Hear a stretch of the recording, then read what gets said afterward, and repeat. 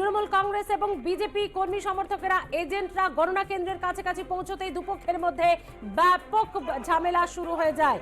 গণনা কেন্দ্রে ঢোকার মুখে বিজেপি তৃণমূল কংগ্রেসের এজেন্টদের মধ্যে বচসা হাতাহাতি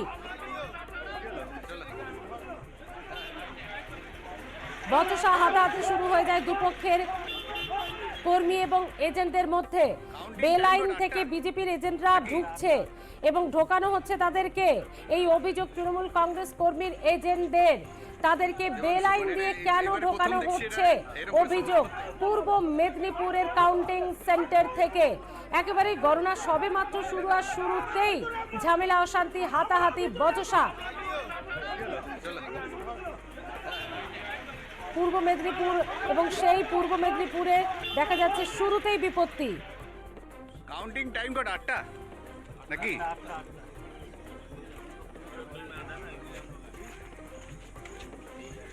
দেবাংশু মানে এইবারে প্রথম দেখছি এটা।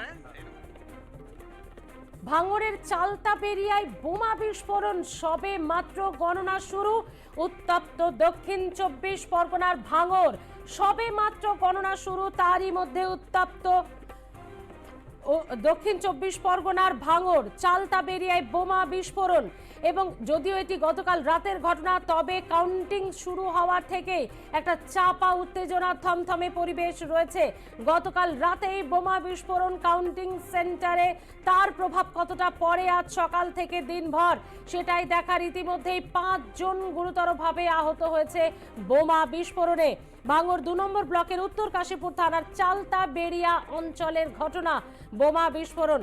এই ভাঙড় ক্যানিংয়ে আমরা দেখেছি পঞ্চায়েত নির্বাচনে সব থেকে বেশি মানুষের মৃত্যু হয়েছে, সব থেকে বেশি রক্তপাতে ভোট হয়েছে। সেখানে এবার ঠিক কি হয় সেটাই দেখার। বিশ্বজিৎ নস্কর রয়েছে আমাদের সঙ্গে, আমাদের প্রতিনিধি দক্ষিণ 24 পরগনা থেকে। বিশ্বজিৎ, গতকাল রাত থেকেই অশান্তি শুরু হয়ে গেল, বোমাবাজি ভাঙড়ে। আজকে সকাল থেকে ছবিটা কেমন এবং গতকাল বোমাবাজির এই ঘটনার কি আপডেট রয়েছে তোমার কাছে বিশ্বজিৎ? দেখো সেটি একদম কিন্তু সেই ভাঙড়েই রয়ে গেছে এখনো, কিন্তু সেই ভাঙড়ের কোনো পরিবর্তন হয়নি। যেখানে দেখো ভাঙড় 2 নম্বর ব্লকের উত্তর কাশীপুর থানা অন্তর্গত চালতাবেড়িয়ায় পানাপুকুর এলাকায় বিস্ফোরণ, সেখানে গুরুতর আহত হয় 5 জন।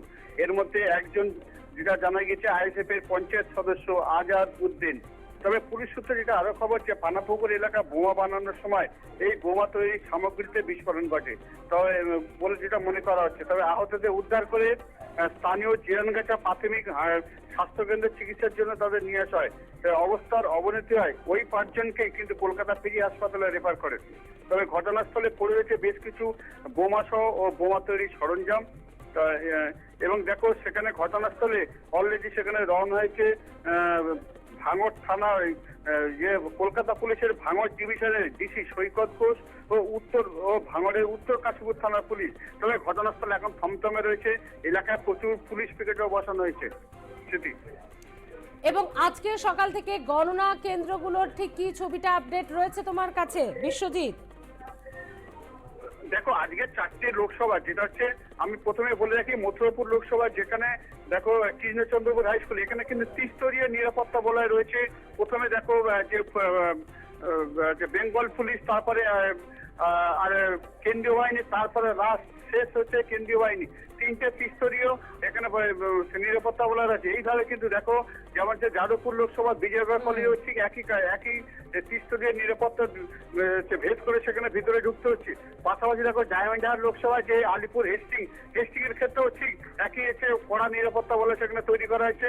পাশাপাশি দেখো জয়নগর লোকসভা, যেখানে এই জয়নগর লোকসভার যে ট্যাংরাখালী যেটা বঙ্কিম সর্দার কলেজ, সেখানেও কিন্তু এই ত্রিস্তরীয় নিরাপত্তা বলয় সেখানে মজুত করা হয়েছে। আপাতত ধন্যবাদ বিশ্বজিৎ, তুমি পরিস্থিতির দিকে নজর রাখো।